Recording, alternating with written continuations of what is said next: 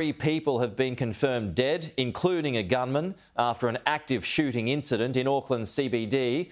Live to our New Zealand Bureau Chief on the ground, Jessica Maggio. She's there in Auckland. The situation unfolding rapidly, Jess. That's right, Pete. As you say, police just minutes ago have confirmed that 3 people have died, 2 civilians, and the shooter is also dead. And I'll just read you a little bit about the statement that they released. They say that the offender moved through the construction site and continued to discharge his firearm. Upon reaching the upper levels of the building, the male contained himself within the elevator shaft and staff attempted to engage with him. Further shots were fired from the male and he was located deceased a short time later. So a very serious incident unfolding this morning at this construction site, which is here on Queen Street and Key Street in Auckland CBD, and a large area has been cordoned off.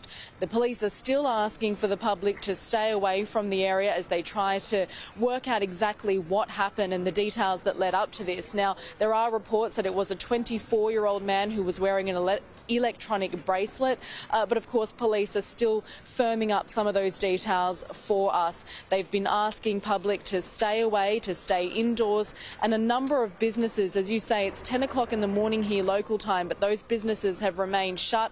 I spoke to one of the construction workers earlier this morning.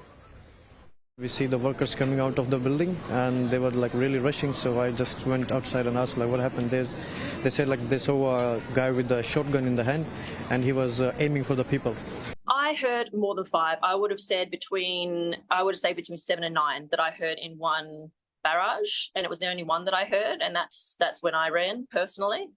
It sounded close because they'd cleared the area, and of course with an empty space it echoes. I couldn't hear where they were coming from. I didn't know what direction. I barely knew anything about it. I've just seen 2 fire trucks that have been coming down to the cordoned area with their sirens blaring. So the incident's still very much unfolding. We are expecting to hear from the Prime Minister at 10:15 local time. Pete? OK, we'll bring that live as it happens and more updates to Jessica Maggio across all of those details. Thanks, Jess.